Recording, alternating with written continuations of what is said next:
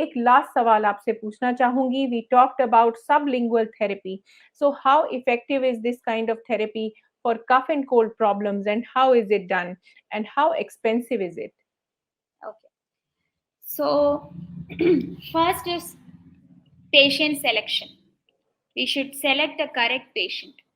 So, इसका criterias है skin allergy test में प्रॉपर रिएक्शन आना चाहिए और उनका problem severity should be the duration should be more. मतलब 1 महीने का कॉफ एंड कोल्ड के लिए हम जाके सबलिंगुअल इम्यूनोथेरेपी 3 इयर्स का ट्रीटमेंट स्टार्ट नहीं करते हैं. एक पेशेंट मेरे पास आए थे, लाइक 10 इयर्स का डिजीज ड्यूरेशन है, 1 और 2 इयर्स भी एक्सेप्टेबल है. इतना डिजीज ड्यूरेशन है, बहुत मेडिसिन ले लिया मैंने. एवरी टाइम जब हम एंटीहिस्टामिन लेते हैं ठीक हो जाता है, उसके बाद दोबारा वापस आते हैं. जो लोग डेली एंटीहिस्टामिन लेते हैं, daily I am taking antihistamine at night, otherwise I get the wheezing and nasal allergy. उस पेशेंट्स में हम स्किन प्रिक टेस्ट करके एलर्जन डिटर्मिनेशन करते हैं.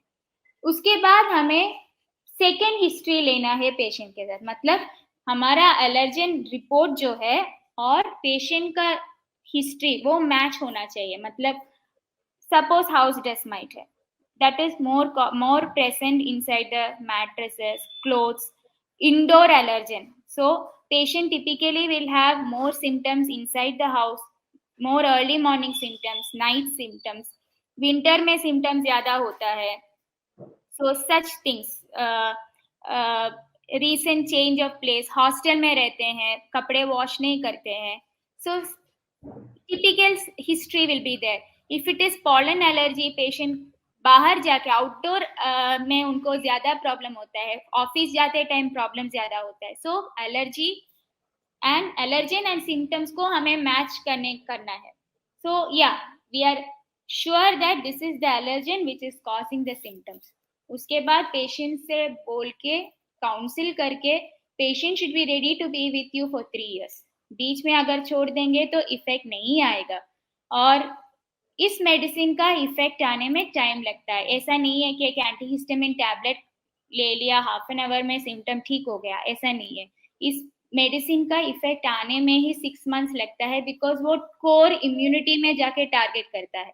सो उसके लिए टाइम लगता है. सो एंड उसमें क्या होता है, मैं मेडिसिन प्रोवाइड करती हूँ जो उनको टंग के नीचे ड्रॉप्स डालना पड़ता है weekly twice. So all my patients I tell every Monday and Thursday regular see वो ड्रॉप्स जो मैं बताऊंगी 2, 4, 6 करके ड्रॉप्स बताऊंगी, वो ड्रॉप्स डालना पड़ता है.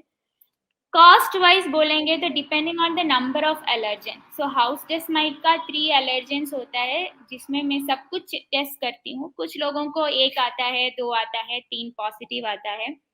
So if I take 3 allergens, तीनों के लिए डिसेंसिटाइज करना है तो 6 months कोर्स के लिए अराउंड 10,000 रुपीज होता है. वो मेडिसिन प्रोसीजर के लिए, ट्रीटमेंट के लिए उतना होता है. That will be the cost.